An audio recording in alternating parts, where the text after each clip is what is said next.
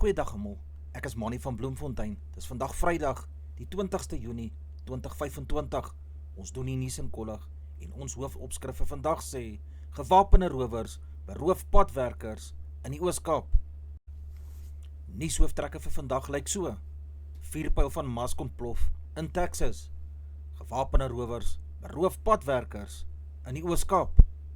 Duisende geboortes word in Suid-Afrika geregistreer nie.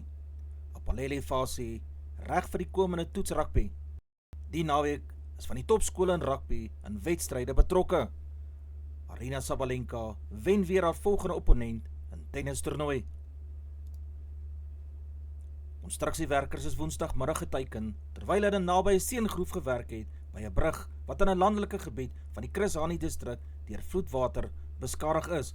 Volgens die Oos-Kaapse Departement van Vervoer het 'n groep mans met klapmisse wat met vuurwapens gewapen was by die toneel opgedaag en die konstruksiewerkers langs die pad vasgebind. Die buitebande van die voertuie is op 'n bakkie gelaai en die rowers het daarmee weggevlug.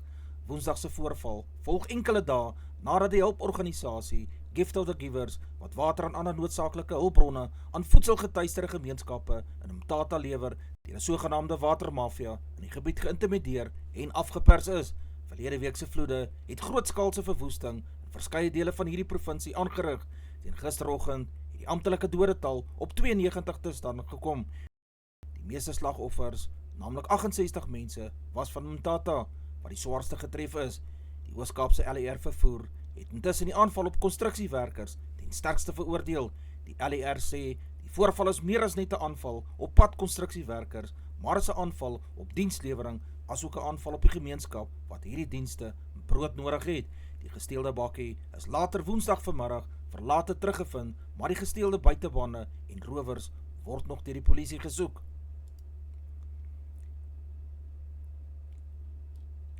Een van Elon Musk sy jongste SpaceX vuurpyle het Woensdag tydens 'n roetinetoets in Texas ontplof. Owerhede van die Cameron distrik sê in 'n Facebook-plasing: Musk se Starship 36 het 'n katastrofiese mislukking ervaar en ontplof by die Starbase lanseergerief. SpaceX sê die vuurpyl is voorberei vir die 10de vlugtoets, toe dit 'n groot onreëlmatige probleem ondervind het, sonder om uit te wy oor die aard van die probleem. Volgens SpaceX is niemand in hierdie voorval beseer nie. Die vuurpyl het tydens 'n staande ontbrandingstoets, deel van die prosedures voor 'n lansering, ontplof. Starship word bemark as 'n volledig herbruikbare vuurpyl met 'n kragkapasiteit van tot 150 metrieke ton. Die jongste terugslag volg op die ontploffing van 'n Starship prototipe oor die Indiese Oseaan in Mei maand. NASA is toenemend afhanklik van SpaceX, waarvan die Dragon ruimtetuig noodsaaklik is om ruimtevaarders na die internasionale ruimtestasie te kan vervoer. 'n Hofstryd staar Dr. Leon Schreiber, minister van Binnelandse Sake, in die gesig oor 'n jarelange agterstand met geboorteregistrasie waarby minstens 258.000 kinders betrek word. Die applikante verteenwoordig 15 individue, onder andere ma's, pa's, familielede, pleegouers en voornemende aanneemouers van 10 kinders wat almal aansoeke by die departement ingedien het vir die laatregistrasie van hulle kinders se geboortes en in sommige gevalle hulle eie geboorte ook. Die meeste van hulle het oor die jare heen talle kere oor die status van hulle aansoeke by die departement navraag gaan doen teen hoë vervoerkoste, net om meegedeel te word om huis toe te gaan om te wag vir 'n oproep vir 'n onderhoud. 10 van die 15 applikante het tot op hede die geboortesertifikate ontvang. Intussen is die kinders sonder geboortesertifikate en word hulle uitgesluit van basiese dienste soos gesondheidsorg, vroeë kinderontwikkeling, onderwys en maatskaplike toelaas. Ook versoek die applikante 'n bevel waarin die hof bevind dat die agterstand met aansoeke vir geboorteregistrasie onwetlik verklaar moet word. Daar moet ook maatreëls ingestel word om soortgelyke agterstande in die toekoms te voorkom. Dr. Aaron Motsoaledi, die vorige minister van Binnelandse Sake, in 2023 in 'n parlementêre sitting gesê dat daar tussen 2018 en 2022 'n agterstand net minder as 258.000 kinders en volwassenes was wat gewag het vir besluite van die departement oor hulle aansoeke vir geboorteregistrasie. 'n Laerskoolleerling is Woensdag op pad skool toe in Matroosfontein in 'n tref en trap ongeluk oorlede. Die 8-jarige graad 1 leerling aan die primary school Reims het om 07:30 'n voetoorgang op die hoek van Elsburyweg en Ouenweg oorgesteek toe hy doodgery is. Die saak van strafbare manslag word ondersoek. Lydens se verklaring van die Wes-Kaapse Onderwysdepartement het die bestuurder glo versuim om by 'n stopteken stil te hou. 'n Verkeersbeampte was tydens hierdie voorval op die toneel gewees. Die ongeluk is volgens hierdie verkeersbeampte op kringtelevisie vasgevang. Die skool het voorheen met die Kaapse Metro se verkeersafdeling in gesprek getree vir hulp met verkeersbedaringsmaatreëls.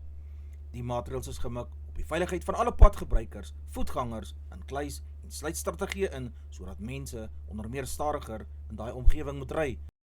'n Ondersteuningsspan is na die Rhyns Primary School en 'n naburige skool gestuur om berading aan die leerlinge, personeel en gemeenskapslede te gee. Die skool het in 'n plasing op Facebook sy meegevoel met hierdie seun se familie betuig. Hulle beskryf hom as 'n engel daarbo in die hemel. Niemand is nog in verband met hierdie voorval in hegtenis geneem nie. Die veroordeelde kindermoordenaar en oud-polisieman Marius van der Westhuizen, wie se parool sedert Julie verlede jaar herhaaldelik van die hand gewys is, moet nou 20 maande wag voordat hy weer voor die Raad oor Korrektiewe Dienste se toesig en paroolhersiening by die Departement Korrektiewe Dienste mag verskyn. Die parool is aanvanklik in Junie 2024 toegestaan aan van der Westhuizen, wat sedert 2011 tronkstraf uitdien weens die moord op sy 3 kinders. Van der Westhuizen, wat nou 62 jaar oud is, het op 28 Julie 2006 sy kinders Bianca 16, wat cerebraal gestremd was, Marius Eben, wat 5 jaar oud was, en Antoinette 21 maande oud, met sy dienspistool ten aanskoue van sy gewese vrou Charlotte in hulle beddens in hulle huis in Brackenfell in die Kaap-provinsie doodgeskiet. Van der Westhuizen sou in Maart vanjaar weer vir die paroolraad verskyn het, maar die sitting is na April uitgestel. Na al die uitstelle het Van der Westhuizen so wat 2 weke gelede in groot geheimhouding weer voor die paroolraad verskyn, maar die parool is nie aan hom toegeken nie. Die koerant het betroubaar verneem, hy sal eers weer oor 20 maande in Januarie 2027 vir parool in aanmerking mag kom. In gevolge die wet kan 'n beskuldigde nie om parool aansoek doen nie, maar hy kom outomaties daarvoor in aanmerking. Op 24 Mei 2025 het Janet McGill, wat 52 jaar oud is, die mylpaal op die berg Everest bereik, maar sy is nog nie klaar nie en dink reeds daaraan om nog 'n berg hoër as 8000 meter te klim. McGill is gebore in Canberra, maar woon nou in Australië, Suid-Afrika en op die berge dwars oor die wêreld waar sy oefen. Sy dekades se bergklimervaring, en terwyl Everest vir haar 'n mylpaal na loopbaan is, noem sy dit nie op die toppunt nie. Haar Everest mylpaal het gevolg na 2 mislukte pogings, een kortgeknip deur siekte in 2013 en die ander een het verlede jaar by die Suidnek tot stilstand gekom weens haar gesondheid wat weer verswak het en nuus wat haar huis aan die brand was terwyl sy besig was om te klim. Haar familie en vriende beskou haar prestasie as baie merkwaardig. Die ondersoekdirektoraat teen korrupsie gaan 'n hernieude poging aanwend om Atul en Rajesh Gupta aan Suid-Afrika te laat uitlewer om tereg te staan weens hulle beweerde aandeel in staatskaping. Die hernieude pogings om hulle uitlewering kom ten spyte van die staat se mislukkings tot dusver in pogings om die Gupta broers in Suid-Afrika reg te laat staan in die Estina melkplaas en Ulani bedrogsaak. Die Gupta broers was op 10 Junie 2022 in gevolge rooi kennisgewing van Interpol in Dubai in hegtenis geneem, maar is daarna weer vrygelaat nadat Suid-Afrika se uitleweringsaansoek 'n doodloopstraat bereik het. Die Zondo-kommissie van ondersoek na staatskaping het in sy finale verslag bevind die Guptas as sentrale figure in die staatskapingsera. Suid-Afrika oorweeg tans om vloeibare aardgas ter waarde van sowat 1 miljard rand van die VS af in te voer in ruil daarvoor dat motors, motoronderdele, sekere metale belastingvry na VSA uitgevoer kan word. Die onderhandelingsspanne sal tussen 22 en 25 Junie poog om die besonderhede van die voorgestelde raamwerk ooreenkomste uit te sorteer. Besprekings oor die tegniese besonderhede van die ooreenkoms het reeds plaasgevind en Suid-Afrika se span sal onderhandelinge by die beraad hervat. Die adjunkt-direkteur-generaal van Handel, Nywerheid en Mededinging het verlede Dinsdag op 'n voorlegging van die departement gesê die voorgestelde raamwerk probeer effektiewelik 'n versagtende faktor vir 9 Julie wees. Trump het in Februarie aangekondig dat alle staal, aluminium en motors wat na die VSA uitgevoer word, onderhewig sal wees aan 'n invoertarief van 25%. Einde Mei het hy die tarief op staal en aluminium tot 50% verhoog. Suid-Afrika het voorgestel dat terwyl onderhandelinge aan die gang is, dit belangrik is dat Amerika die tariewe tot minder as 10% moet verlaag. Transnet se finansiële stabiliteit is versterk deur die onlangse staatssteun. Moody's het op 16 Mei die meeste van Transnet se skuldgraderings op hersiening geplaas vir 'n afgradering. Die regering het op 22 Mei 'n staatswaarborg van 51 miljard rand aan Transnet verskaf en op 12 Junie aangekondig dat 'n proses begin is om nog waarborge toe te ken. Moody's verwag dat die regering 'n bykomende 48 miljard rand aan Transnet sal toeken. Hoewel die gerief nie 'n permanente oplossing vir Transnet se voortsleepende kontantvloei uitdagings is nie, glo ons die bykomende waarborge kan volhoubare verbetering in die maatskappy se kontantvloei posisie ondersteun, so lei hulle verklaring. Moody's meen dat Transnet se bedryfsprestasie verbeter het sedert 'n herstelprogram einde 2023 aan hulle toegeken is.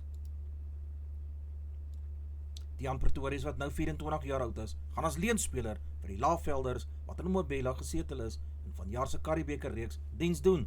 Pretorius het kort voor die aanvang van die 2025 seisoen Sevens reeks 'n kniebesering opgedoen wat tot gevolg gehad het dat hy amper vir 6 maande lank op die krikkelys was.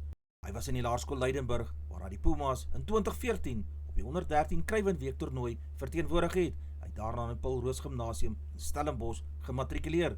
Pretorius wie se neef, die Springbok losverspeler Kwagga Smith is, was verlede jaar deel van die Blitsbokspan wat die bronsmedalje in Sevens rugby op die Olimpiese spele in Parys verower het. In Sevens rugby sy voorspeler, maar in 15s gaan hy nou as buitesenter diens doen. Jimmy Stonehouse, afragter van die Pumas, sê Pretoria sal aanstaande naweek speelkans kry wanneer die Laagvelders teen Uganda in Mbombela te staan sal kom. Die Pumas speel môre teen Namibië in Windhoek. Die Pumas begin hulle aanslag op die Karibeker titel op 25 Julie teen die Griekwas in Mbombela. Dis al 8 jaar sedert die Hoër Landbouskool Boland laas vir Parel Gimnasium kon klop en die span van die agterparel sal die wendroogte op sy tuisveld probeer breek. In 2008 en 2013 was die Pareliete onoorwonne. Met net 3 wedstryde van jaar nog oor vir die Gimmies, het die spans 'n guldige geleentheid om by uitgeleese geselskap in die skoolse geskiedenis aan te sluit. Boland Landbou word op sy beurt deur 'n 5de nederlaag agtereenvolgens in die gesig gestaar nadat hy in affies met 14-74, Paul Roos Gimnasium 36-40, Rondebos High School 26-57 en Gimmie se aardsvyand, die Hoër Jongelskool Parel met 12-69 slag gekry het. Die Hoërskool Durbanville se geskiedkundige skoksege met 26-25 oor die Hoër Jongelskool Boys High in 2023 sal nog vars in die geheue van baie ondersteuners wees. SACS kom môre in die eerste van 2 derbies teen Wynberg Boys High School te staan, terwyl Rondebos High School in Bishops kragte sal meet. Die spanbaas van Mercedes het Red Bull se mislukte proses oor George Russell se Kanadese Grand Prix oorwinnings as 'n verleentheid afgemaak. Die span het Russell van onsportiewe gedrag beskuldig en beweer dat hy doelbewus probeer het om die tweede geplaaste Max Verstappen in die moeilikheid te probeer kry terwyl die veiligheidsmotor ontplooi was. Dit het Red Bull Racing 2 ure geneem voordat hulle die protes ingedien het. Russell en die 4-malige wêreldkampioen Max Verstappen is in 'n langdurige wetywering gewikkel en Red Bull het 2 keer in die bestek van 5 wedrenne teen die Mercedes renjaar protes aangeteken. Red Bull het in Mei in Miami teen die Britse 3de plek beswaar gemaak en aangevoer dat die renjaar versuim het om stadiger te ry toe geel vla tydens 'n virtuele veiligheidsmotortydperk geswaai is. Verstappen was tot 4de. Die oorwinning in Kanada was Mercedes-Benz se eerste in 10 wedrenne tot dusver in hierdie seisoen. Die opwindende agterspeler Joseph Akusa Soali sal gereed wees om die Britse en Ierse leeu's te trotseer nadat hy gister in Australië se groep vir 'n toets teen Fiji ingesluit is. James O'Connor is môre vir die Crusaders in aksie wanneer hulle in die uitstryd van die Super Rugby Pacific reeks teen die Chiefs te staan sal kom. Hy is en Joe Smith, afrigter van Australië se groep van 36 spelers vir die kragmeting met Fiji op 6 Julie ingesluit. Soali het in Mei operasie ondergaan nadat hy beseer is terwyl hy vir die Waratahs diens gedoen het. Die Force losverspeler Nick Champion, ter Crespigny en die Brumbies vleuel Cody Toole is vir die eerste keer in die Wallaby kamp betrek.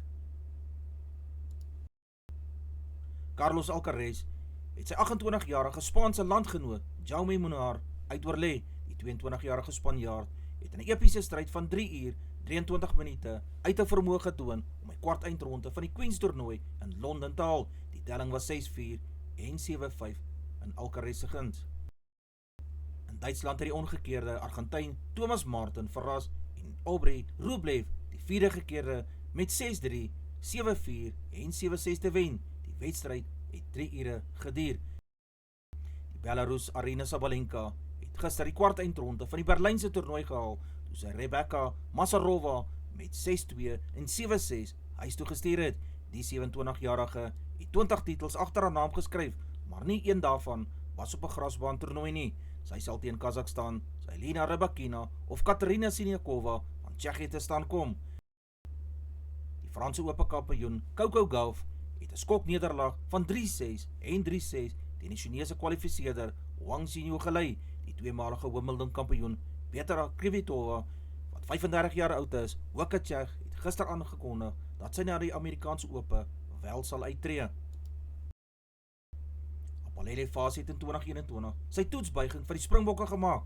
Die heelagter van die Haie het in 2024 aan 8 van die Bokke se 13 toetse begin. Fase sê verlede jaar sy deurbraak in internasionale rugby, wat 'n sege oor die All Blacks op Ellis Park en Engeland op Twickenham ingesluit het baie vir sy selfvertroue beteken. Hy het aan die einde van die VRK met meer ritme begin speel nadat hy van 'n besering teruggekeer het. Hy sal die seisoen met Damian Willemse en die man Willie Leroux om die nommer 15 trui meeding. Fase is een van 11 haie in die bokgroep en is veral die veelsidige jong agterspeler Ethan Hooker wat hom baie opgewonde gemaak het. Die Bokke het hulle voorbereiding gister in Johannesburg afgesluit voor die groep weer Sondag in Kaapstad sal byeenkom by die oog op volgende Saterdag se wedstryd teen die Barbarians in die DHL stadion in Kaapstad. Advertensie van Netwerk 24 teken in en kry verskeie tydskrifte en koerante. Advertensie van Bloemkeel vir jou. Jy kan vir Dian of Susan by 082-390-3339 kontak. Hulle sal jou voertuig se registrasie namens jou behartig.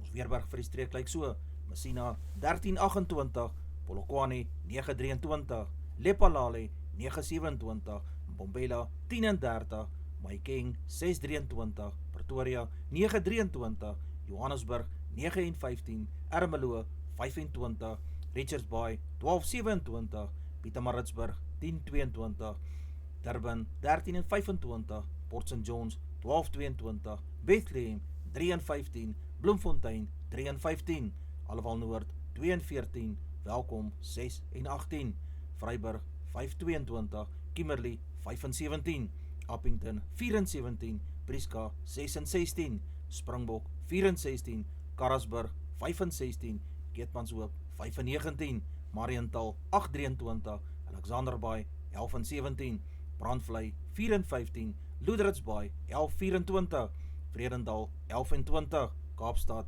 13 en 18, Sutherland 1 en 9, George 10 en 19, Jeffreys Bay 9 en 20, Geberra 9 21, Graafreinet 5 en 16, Oos-London 9 en 20, De Aar 3 en 15, Multino 1 in die oggend, 11 in die middag, Beaufort Wes 7 en 17 grade Celsius in die middag.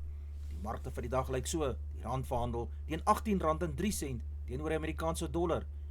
Die Australiese dollar kos R11.68. Die euro verhandel teen R20.73. Die pond kos R24.29.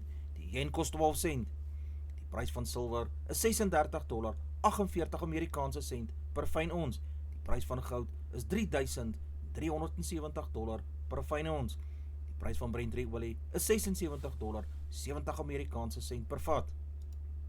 Gedagte vir die dag: as jy jou gedagtes kan verander, kan jy ook jou lewe verander. Aangaan op 'n Vrydag daar. Dis al vir vandag. Onthou om te like, deel met jou vriende en jou vriendinne en onthou om te subscribe op my kanaal. 'n Aangename naweek word vir almal toegewens.